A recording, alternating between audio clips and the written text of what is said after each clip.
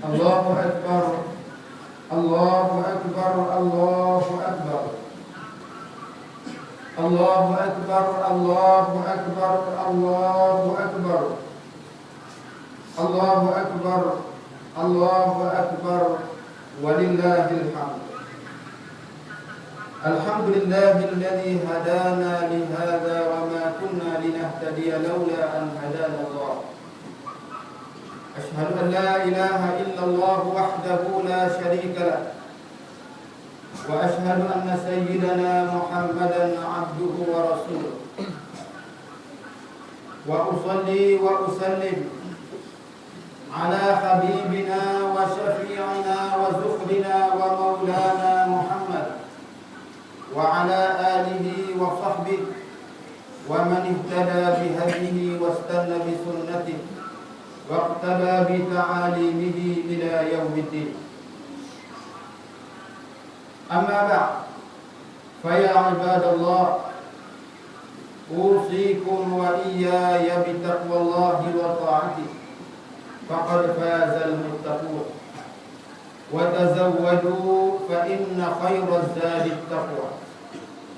Saudaraku kaum muslimin yang dikasihi sekalian, marilah sama-sama kita bertakwa kepada Allah, sebagaimana yang dinyatakan di dalam ayat Allah Subhanahu wa taala, ya ayyuhalladzina amanu taqullaha haqqa tuqatih wa la tamutunna illa wa antum muslimun. Wahai orang-orang yang beriman, bertakwalah kamu kepada Allah dengan sebenar-benar takwa, dan janganlah sekali-kali kamu mati melainkan kamu berada di kalangan orang-orang yang Islam, orang-orang yang patuh dan taat kepada Allah Subhanahu wa taala. Mereka yang menjunjung titah perintah Allah, melakukan melakukan ketaatan kepada Allah, segala yang disuruh dilakukan dan segala yang dilarang oleh Allah Subhanahu wa taala ditinggalkan. Marilah kita menjadi orang yang bertakwa kepada Allah Subhanahu wa taala, sebagaimana yang dikehendaki di dalam tujuan puasa yang kita telah tunaikan selama sebulan yang lalu. Allah Subhanahu wa taala di dalam ayatnya, ya ayyuhalladzina amanu kutiba alaikumus shiyam kama kutiba alal ladzina min qablikum la'allakum tattaqun. Wahai orang-orang yang beriman, telah diwajibkan ke atas kamu berpuasa sebagaimana diwajibkan ke atas mereka yang sebelum daripada kamu. Mudah-mudahan kamu bertakwa kepada Allah Subhanahu wa taala. Tujuan takwa kepada Allah adalah menjadi objektif yang utama mengapa puasa itu diwajibkan oleh Allah Subhanahu wa taala. Bukan sahaja kepada umat Muhammad sallallahu alaihi wasallam, tetapi telah diwajibkan ke atas umat-umat yang sebelum daripada itu. Kita diwajibkan berpuasa, tujuannya ialah untuk menjadikan kita, mendidik kita, mentarbiah kita menjadi orang yang bertakwa kepada Allah Subhanahu wa taala. Orang yang senantiasa mendekatkan dirinya kepada Allah Subhanahu wa taala. Muslimin dan muslimat yang dikasihi sekalian, hari ini 1 Syawal kita menyambut hari raya yang disebut sebagai Idul Fitri. Kita kembali semula kepada fitrah, kejadian asal yang diciptakan oleh Allah Subhanahu wa taala, iaitulah suci dan bersih daripada segala kekotoran dan dosa, segala noda dan ketidaktentuan, segala yang tidak baik yang ada kepada kita. Dulu tidak ada dosa, kita dilahirkan dalam keadaan suci dan bersih. Kullu mauludin yuladu 'alal fitrah fa abawahu yuhawidanihi aw yunassiranihi aw yumajjisani. Setiap anak yang dilahirkan itu lahir dalam keadaan fitrah, suci dan bersih. Maka menjadi tanggungjawab kepada ibu dan bapanya yang mencorakkannya, sama ada menjadi orang Yahudi ataupun Kristian ataupun Majusi. Saudara kaum muslimin muslimat yang dikasihi sekalian, marilah kita menjadi orang yang bertakwa pada 1 Syawal, sebagaimana dianjurkan oleh Allah Subhanahu wa taala. Natijah daripada penunaian puasa, kefarduan puasa yang kita tunaikan itu seharusnya mendidik kita menjadi orang yang bertakwa kepada Allah. Jangan satu hari raya, satu hari bulan Syawal ini menghapuskan semua yang telah dididik dan ditarbiyah oleh Allah Subhanahu wa taala untuk menjadikan kita orang-orang yang bertakwa kepada Allah. Marilah kita menjadi orang yang bertakwa kepada Allah dalam semua keadaan, dan kita menjadi orang yang telah dinyatakan oleh Allah Subhanahu wa taala di dalam ayat tadi, ya ayyuhalladzina amanu taqullaha haqqa tuqatih wa la tamutunna illa wa antum muslimun. Saudara sekalian, pada 1 Syawal yang barakah ini seharusnya kita mengimbas kembali betapa nikmat yang Allah Ta'ala berikan kepada kita. Nikmat yang tidak terhingga banyaknya kepada kita. Nikmat makan, nikmat minum. Kita tahu dan kita merasai apabila kita berpuasa pada bulan Ramadan. Apabila kita tidak dapat minum dan makan dan tidak melakukan sesuatu yang membatalkan puasa, daripada keluarnya fajar sehingga keturunnya matahari, jatuhnya matahari, kita merasai betapa nikmatnya makan dan nikmatnya minum yang Allah Subhanahu wa taala kurniakan kepada kita. Segala nikmat yang Allah Taala berikan yang tidak terhitung banyaknya, daripada hujung rambut kita sehinggalah ke hujung kaki kita. Benarlah sebagaimana telah dinyatakan oleh Allah Subhanahu wa taala di dalam ayatnya, wa in ta'uddu ni'matallahi la tuhsuha. Jika sekiranya kamu menghitung nikmat Allah Subhanahu wa taala kepada kamu, nescaya kamu tidak akan terdaya untuk menghitung. Nikmat yang Allah Taala berikan kepada kita ini terlalu banyak, dan kita tidak mampu untuk membalas budi Allah Subhanahu wa taala kepada kita. Yang dikehendaki daripada kita ialah untuk mengabdikan diri kepadanya semata-mata. Sebagaimana yang dinyatakan oleh Allah Subhanahu wa taala di dalam surah Az-Zariyat, wa ma khalaqtul jinna wal insa illa liya'budun. Tidak aku jadikan jin dan manusia itu melainkan supaya mereka itu mengabdikan diri kepadaku. Di dalam ayat seterusnya Allah Taala menyatakan, aku tidak mahu daripada mereka itu rezeki. Aku tidak mahu mereka itu memberi makan kepadaku. Yang aku mahu daripada mereka ialah supaya mereka taat dan patuh kepada Tuhan. Menunjukkan kepada kita betapa Allah Subhanahu wa taala kasih dan sayang kepada kita makhluknya. Yang diminta daripada kita hanyalah supaya kita taat dan patuh kepada Allah Subhanahu wa taala. Madrasah Ramadan mengajar kita untuk senantiasa mengabdikan diri kepada Allah. Siang dan malam kita mengabdikan diri kepada Allah, sebagaimana yang dinyatakan oleh Rasulullah sallallahu alaihi wasallam, man shama Ramadan imanan wa ihtisaban ghufira lahu ma taqaddama min dhanbi. Barang siapa yang berpuasa Ramadan, barang siapa yang berpuasa sebulan pada bulan Ramadan dengan penuh keimanan dan penuh pengharapannya, mengharapkan pahala dan keredaan daripadanya, maka diampunkan baginya dosa-dosa yang telah lalu.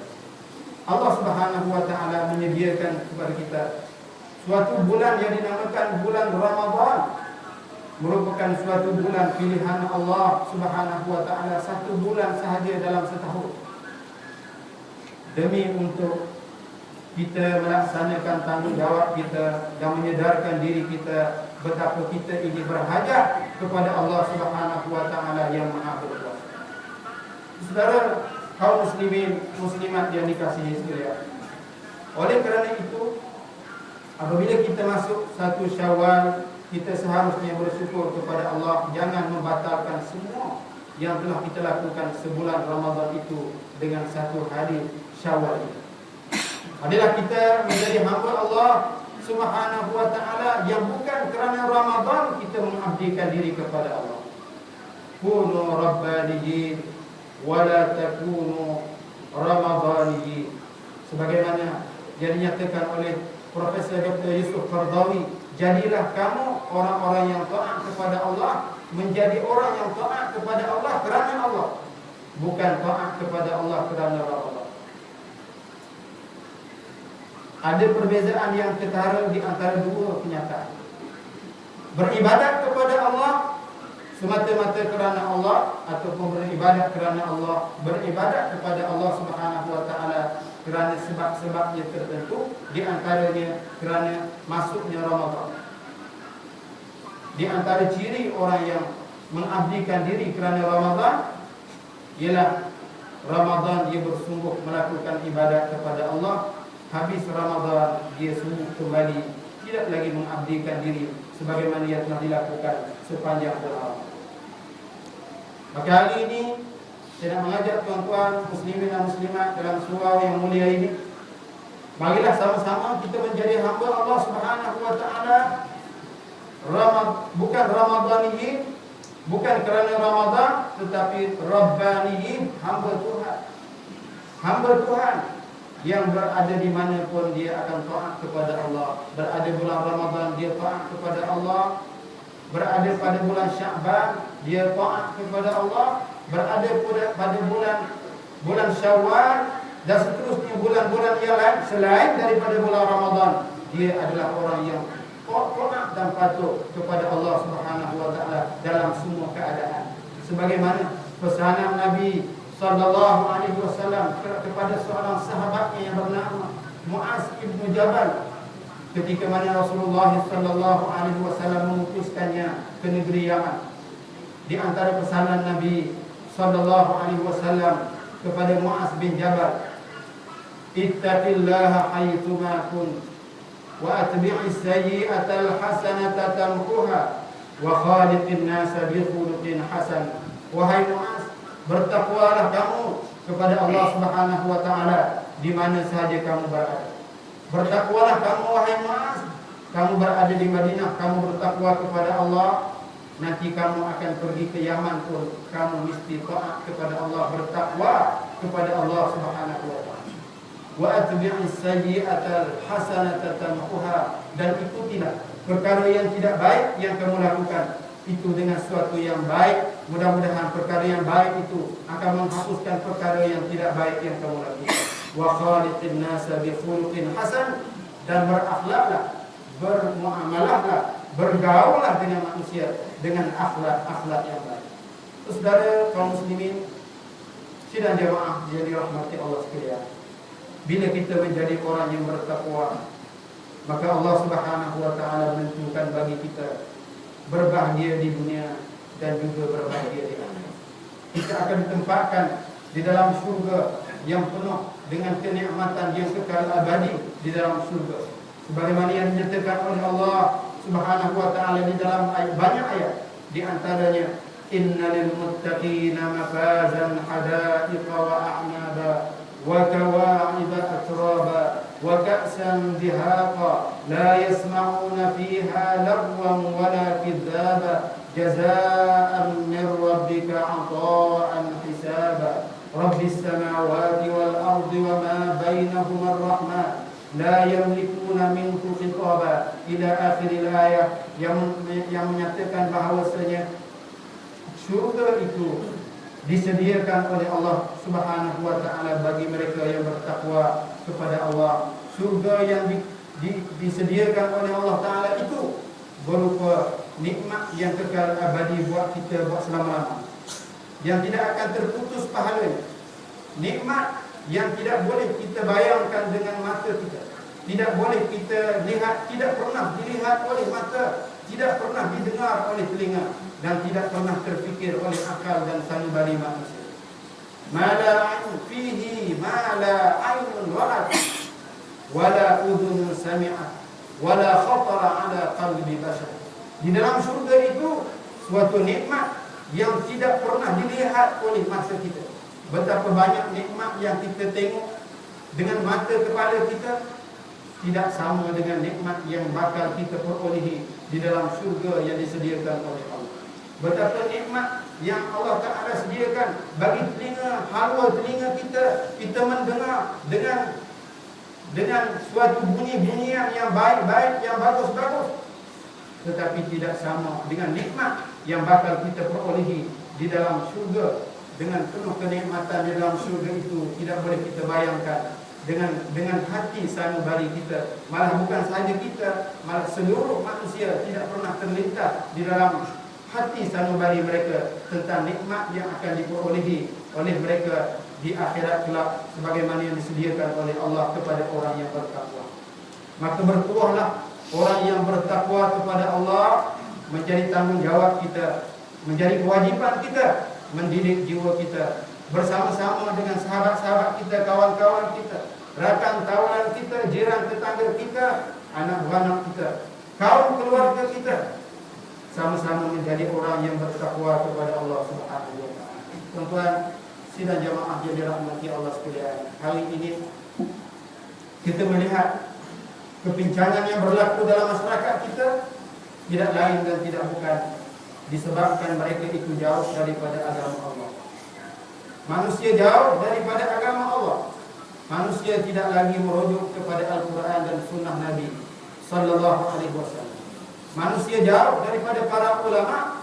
Ulama tidak dijadikan sebagai rujukan untuk mengetahui tentang permasalahan dan penyelesaian terhadap masalah yang mereka hadapi.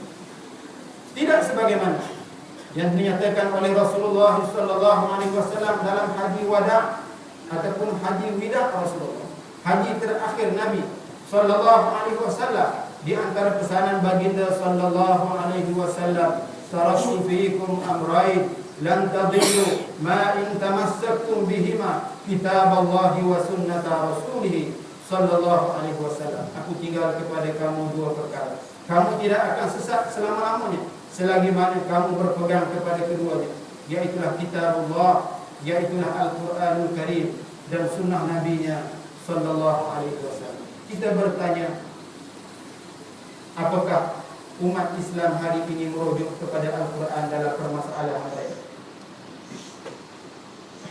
Apakah mereka merujuk kepada Al-Quran dalam mencari penyelesaian terhadap kemelut permasalahan yang berlaku di kalangan mereka? Jawabnya belum. Sedangkan Al-Quranul Karim itu diturunkan di dalam bulan Ramadan. Syahrul Ramadan alladzi unzila fihi al-Quran hudan lin-nasi wa bayyinatin minal huda wal furqan. Bulan Ramadan diturunkan padanya Al-Quran sebagai petunjuk bagi manusia. Al-Quran itu menjadi petunjuk bagi manusia, menjadi hidayah kepada manusia. Hudan lin-nas, bukan sahaja hidayah kepada manusia yang beriman, tetapi hidayah kepada seluruh manusia. Menjadi tanggungjawab kita memastikan seluruh manusia sepada kemampuan yang ada kepada kita, ataupun sehabis kemampuan yang ada kepada kita, untuk menyeru manusia menyebarkan Islam ini kepada seluruh manusia, supaya mereka tahu bahawa Al-Quran yang ada kepada kita, yang ada bersama kita ini adalah kitab dan dustur perlembagaan kepada manusia, untuk mereka beriman, untuk mereka patuhi, untuk mereka jadikan sebagai petunjuk dan hidayah. Hudan linnas wa bayyinatin minal huda wal furqan. Al-Quran itu memberi keterangan kepada kenyataan-kenyataan, prinsip-prinsip kehidupan di dalam seluruh ruang lingkup kehidupan manusia, daripada sekecil-kecil perkara sehinggalah sebesar-besar perkara. Tuan-tuan, apa yang kecil dalam hidup kita? Mungkin orang akan jawab, yang kecil itu ialah buang air kecil. Buang air kecil kerana dia adalah sesuatu yang bersifat terlalu peribadi. Tetapi tahukah tuan-tuan, puan-puan, muslimin dan muslimat sekalian, perkara sekecil itu pun ada di dalam sunnah Rasulullah Sallallahu Alaihi Wasallam. Rasulullah mengajar kita bagaimana untuk masuk ke bilik air, masuk ke tandas dan keluar daripada tandas dengan doa yang maksud daripada Nabi Sallallahu Alaihi Wasallam. Apa yang besar dalam hidup kita? Yang besar dalam hidup kita selalunya orang akan jawab pemerintahan dan sultan dan pemerintahan. Pemerintahan adalah sesuatu yang besar dalam hidup manusia, pun telah dinyatakan oleh Allah Subhanahu wa taala di dalam Al-Quran. Banyak hukum-hukum yang terdapat di dalam Al-Quran tidak akan dapat dilaksanakan kecuali dengan adanya pemerintahan. Benarlah sebagaimana dinyatakan oleh Al-Imam Al-Ghazali di dalam bukunya Al-Iqtisad fil I'tiqad. ad-dinu usul, agama itu merupakan asas. Was-sultanu harisun, dan pemerintahan itu merupakan penjaga kepada agama. Wa ma la ussalahu famahdu, wa ma la harisalahu fata. Suatu yang tidak ada penjaganya akan runtuh. Suatu yang tidak ada asasnya akan runtuh, dan suatu yang tidak ada penjaganya akan menjadi sia-sia. Pemerintahan merupakan suatu yang besar dalam hidup manusia, dan agama merupakan asas kepada pemerintahan. Bagaimana Islam itu diturunkan oleh Allah Subhanahu wa taala kepada Nabi sallallahu alaihi wasallam, begitulah sepatutnya kita menjadikan agama itu sebagai asas kepada kehidupan kita. Termasuk menjadikan Al-Quran itu dan menjadikan Islam itu sebagai asas kepada pemerintahan dan kesultanan. Saudara kaum muslimin yang dirahmati Allah sekalian, hari ini kita lihat dalam bidang pemerintahan pun kita masih jauh lagi dengan sunnah Nabi sallallahu alaihi wasallam. Kita masih lagi tidak merujuk kepada Al-Quran, dan kita masih lagi tidak merujuk kepada hadis-hadis Nabi dan sunnah Rasulullah sallallahu alaihi wasallam dalam mentadbir negara. Sebab itu kita lihat banyak berlaku penyelewengan, banyak berlaku kepincangan, banyak berlaku suatu yang tidak patut berlaku di dalam masyarakat kita dengan sebab kita jauh daripada agama. Oleh kerana itu wajarlah pada satu Syawal yang barakah ini kita merujuk kembali, kita kembali semula kepada Al-Quran, kita kembali semula kepada sunnah Nabi sallallahu alaihi wasallam, dan kita memenuhi tuntutan Allah Subhanahu wa taala menjadi orang yang bertakwa kepada Allah Subhanahu wa taala. Berkata Sayyidina Ali karramallahu wajhah, hendaklah mereka yang bertakwa kepada Allah taala itu memenuhi 4 ciri yang utama. Yang pertama katanya al-khawfu minal jalil, takut kepada Allah Subhanahu wa taala. Takut kepada Allah Subhanahu wa taala sebab apa? Sebab kita Allah Subhanahu wa taala itu adalah Tuhan kita. Allah taala menjadikan kita, Allah taala menjadikan langit yang kita junjung, Allah taala menjadikan bumi yang kita pijak, Allah taala jadikan makanan yang kita makan, Allah taala jadikan segala-galanya termasuk kita yang bernafas, yang sihat, yang segar bugar hari ini pun diciptakan dan dijadikan oleh Allah Subhanahu wa taala. Bagaimana mungkin kita tidak gerung dan takut kepada Allah Subhanahu wa taala, sedangkan Allah taala itu berkuasa mutlak terhadap kita. Bila-bila masa dia boleh menarik kita, menamatkan usia kita dan menamatkan usia kita daripada di dunia ini. Saudara sekalian, itu yang pertama. Yang kedua, menjadi syarat orang yang bertakwa kepada Allah Subhanahu wa taala itu ialah al-amalu bit-tanzil, yaitu beramal dengan apa yang telah diturunkan oleh Allah taala di dalam Al-Quran. Al-Quran itu merupakan suatu kitab yang mesti kita amalkan. Tidak sekadar untuk dibaca sahaja, bukan sekadar untuk dijadikan perhiasan, untuk dibaca dan dijadikan sebagai ruqyah ataupun nak berubat. Ada orang dibaca Quran ketika orang nak mati saja.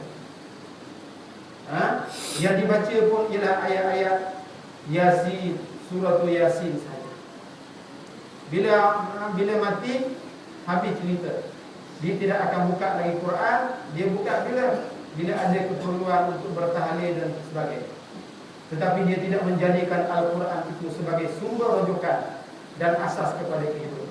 Hendaklah kita menjadi orang yang bertakwa kepada Allah dengan memenuhi ciri yang kedua, iaitulah al-amal bit-tanzil, beramal dengan apa yang telah dinyatakan oleh Allah Subhanahu wa taala di dalam Al-Quranul Karim. Tidak ada makna Quran itu menjadi mukjizat yang terbesar bagi Nabi sallallahu alaihi wasallam tetapi kita tidak membaca dan kita tidak beramal dengan. Suatu mukjizat yang terbesar bagi Nabi kita sallallahu alaihi wasallam yang kekal hingga sekarang dan kekal sehingga hari kiamat, dijamin oleh Allah Subhanahu wa taala di dalam Al-Quran, inna nahnu nazzalna dzikra wa inna lahu lahafizun. Sesungguhnya kamilah yang menurunkan Al-Quran itu dan kamilah yang akan memelihara Al-Quran itu sehingga hari kiamat. Yang ketiga, ciri orang yang bertakwa kepada Allah Subhanahu wa taala itu ialah al-isti'dad li yaumir rahim, senantiasa bersedia untuk mati. Sebab umur kita kalau tidak siang malam, kalau tidak malam siang, kita akhirnya akan dimatikan, ditamatkan usia kita oleh Allah Subhanahu wa taala. Dikatakan bahawa Israel senantiasa melihat dan menilik kita pada tiap-tiap hari.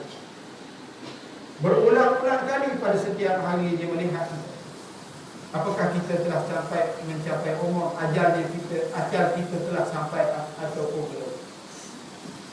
Ibarat kata orang yang menanam, dia akan senantiasa melihat tanaman dia itu telah masak ataupun belum buah. Bila masak, dia akan petik. Begitulah Israel, bila telah sampai masanya, dia akan petik kita. Dia akan tamatkan riwayat kita. Habislah kita, jadilah kita al-marhum. Jadilah kita orang yang bila disebut nama kita rahimahullah, Allah, semoga Allah Ta'ala merahmatinya sebabnya. Hari-hari malaikat melihat kita, hari-hari dia tunggu-tunggu saat di mana nyawa kita akan dicabut. Bagaimana kita yang tidak tahu tarikh akhir kita ini. Kita boleh bersenang lenang, bersukaria, boleh lalai daripada Allah Subhanahu wa taala. Marilah kita sama-sama ingat kepada kematian. Mudah-mudahan dengan ingat kepada kematian ini menyebabkan kita akan menjauhkan diri kita daripada melakukan kedurjanaan dan kemurkaan Allah Subhanahu wa taala sepanjang hidup kita. Yang terakhir, ciri orang yang bertakwa kepada Allah Subhanahu wa taala itu ialah ar-ridha bil qalil, redha dengan pemberian Allah Subhanahu wa taala walaupun pada perkiraan kita adalah sedikit, tetapi pada Allah Subhanahu wa taala dia merupakan nikmat yang Allah Ta'ala berikan kepada kita, sebagaimana saya nyatakan di awal tadi, wa in ta'uddu ni'matallahi la tuhsuha. Jika sekiranya kamu menghitung nikmat Allah Subhanahu wa taala, niscaya kamu tidak akan berdaya untuk menghitung. Marilah sama-sama kita menanamkan tekad untuk menjadi orang yang bertakwa kepada Allah Subhanahu wa taala, sebagaimana ruh Ramadan kita. Sepanjang Ramadan kita menjadi orang yang bertakwa, biarlah 1 Syawal dan seterusnya ke bulan-bulan yang lain kita menjadi orang yang bertakwa kepada Allah Subhanahu wa taala juga. Aqulu qouli hadza wa astaghfirullahal azim li wa lakum wa li sa'iril muslimin wal muslimat wal mu'minin wal mu'minat fa ya fawzal mustaghfirin wa ya najatat taibin.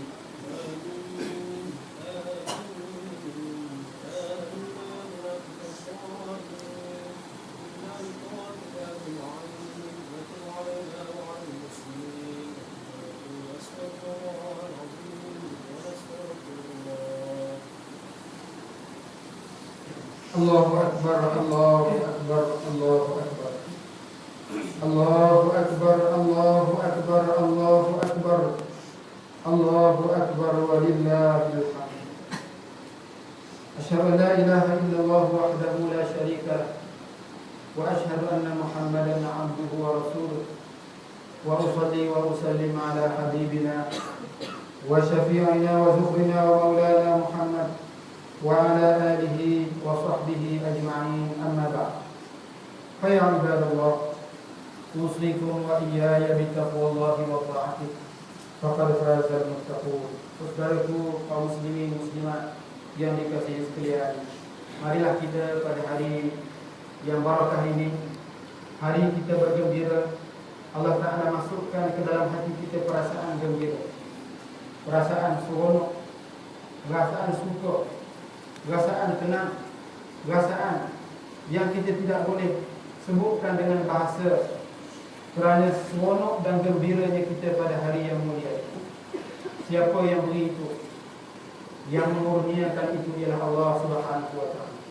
Sebab Idul Fitri adalah suatu anugerah Allah Subhanahu wa ta'ala kepada hamba-hambanya yang taat sepanjang-panjang bulan Ramadan.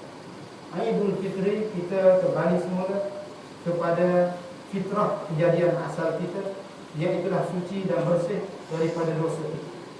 Jika sekiranya kita melaksanakan sebenar-benar pelaksanaan ibadat kita sepanjang bulan Ramadan, maka kita menjadi orang yang bersih dan suci.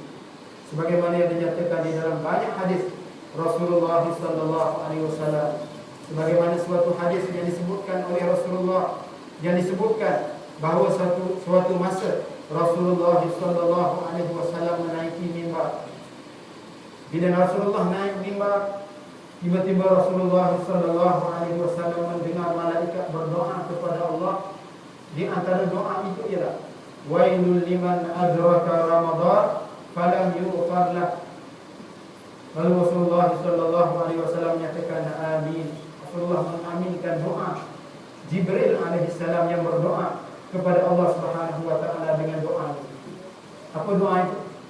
Doa itu ialah wailul liman adraka Ramadan, neraka wail ataupun celakalah bagi orang yang berkesempatan berada pada bulan Ramadan tetapi dosanya tidak juga terampun.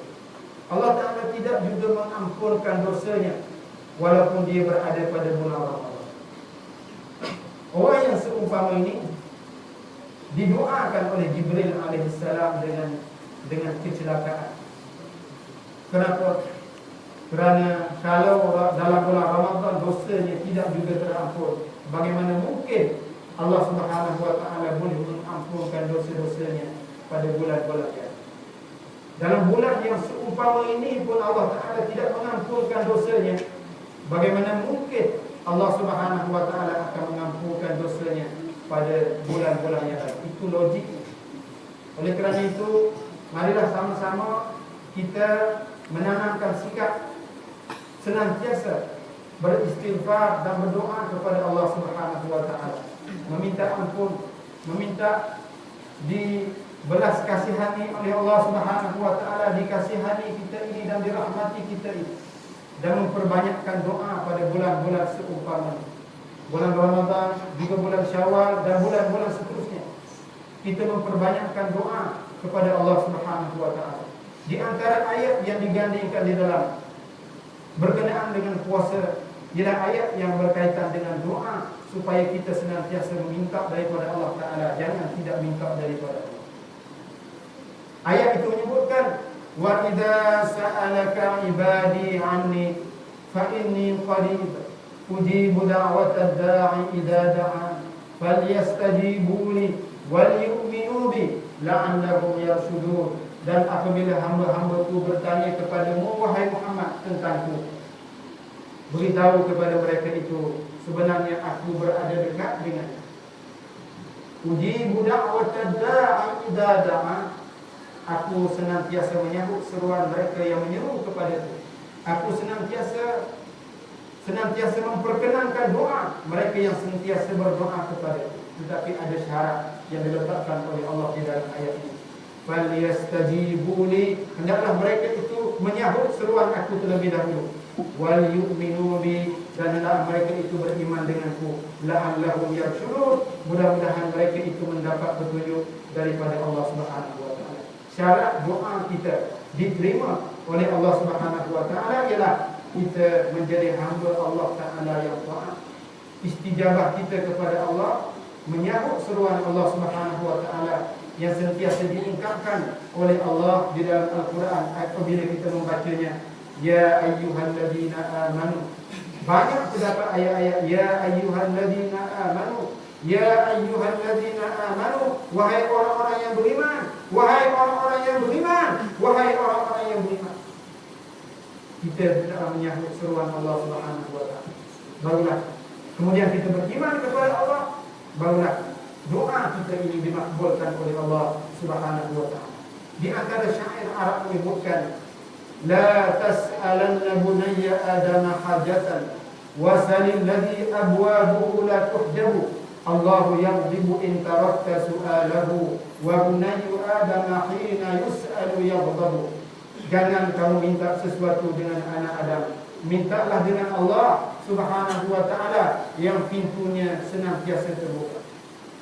Mintalah dengan Allah Subhanahu wa ta'ala yang pintunya tidak pernah tertutup.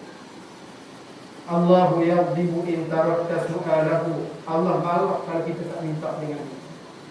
Wa bunayyu Adam hina yus'alu yaghdabu. Tetapi anak Adam ini kalau kita minta banyak-banyak dia akan marah.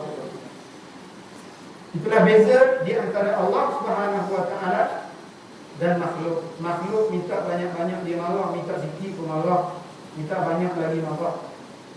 Tetapi Allah Subhanahu wa ta'ala kita minta banyak dia suka. Kita tak minta dia marah. Oleh kerana itu mintalah dengan Allah Subhanahu wa ta'ala.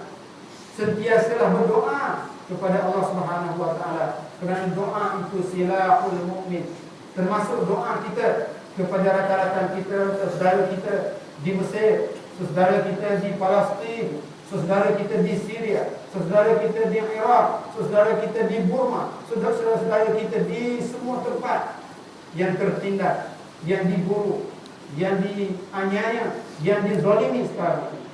Hendaklah kita berdoa kepada Allah Ta'ala. Mudah-mudahan sebagaimana kita minta Allah Ta'ala beri keamanan kepada kita, keamanan kepada hati dan sejahtera kepada hati kita, kita minta Allah Ta'ala beri keamanan juga kepada kita.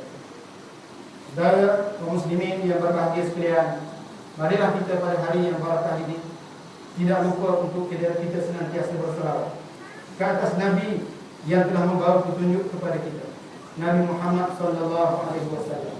Selawat kepada Nabi sallallahu alaihi wasallam ini merupakan dalil yang menunjukkan bahawa cintanya kita kepada Rasulullah sallallahu alaihi wasallam. Sebagaimana cintanya sahabat kepada Rasulullah, begitulah sepatutnya kita cinta kepada Nabi sallallahu alaihi wasallam.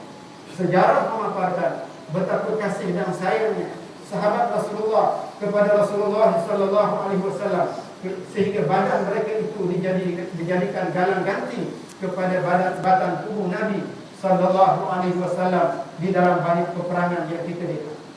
Sehingga orang yang lewat masuk Islam pada masa itu, iaitu Abu Sufyan, dia masuk Islam pada umurnya yang lanjut.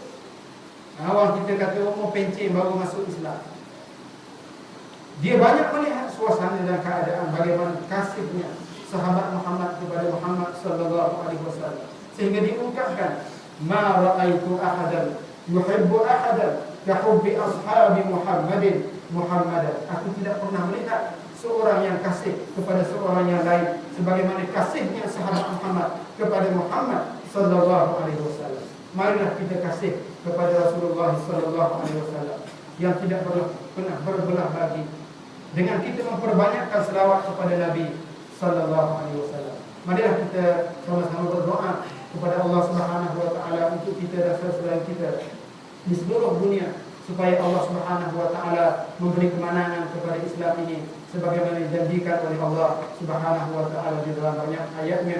Di antaranya, in tansurullaha yansurkum wa yutsabbit aqdamakum. Jika sekiranya kamu menolong agama Allah, niscaya kamu akan ditolong oleh Allah Subhanahu wa taala, dan Allah taala menetapkan tapak-tapak kaki kamu sehingga kamu kekal berada di atas landasan yang benar itu.